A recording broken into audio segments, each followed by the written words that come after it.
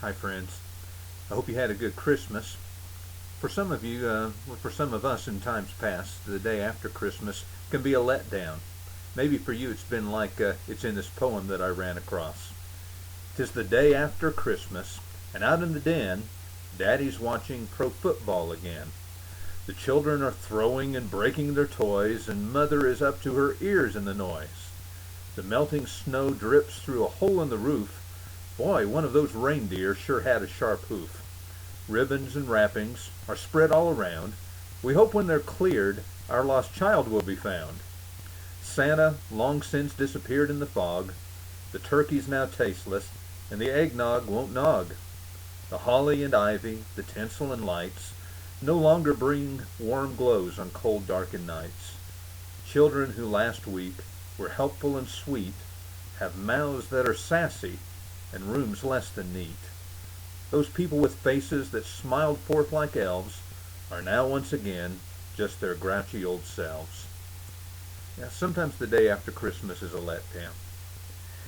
And maybe it's because we just get all too worked up thinking about all the emotion. Maybe we just get tired and worn out.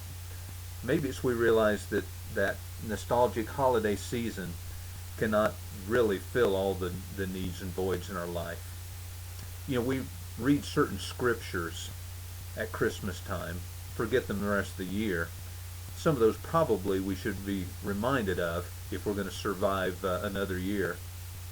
One of those is that passage when the angel tells Mary that she's going to have a son, and the angel says, and that son will be called Emmanuel, God with us. If you're going to survive the day after Christmas and all the upcoming year, we need to remember that God is indeed with us.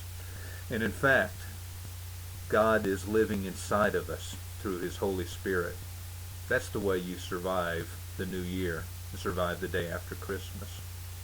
Another passage that we read at Christmas time is from Isaiah chapter 9, where it says, and He will be called Wonderful Counselor, Mighty God, Everlasting Father, Prince of Peace.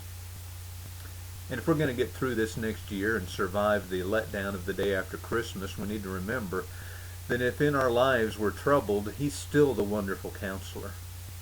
If there's trouble and conflict around us, He's still the Prince of Peace.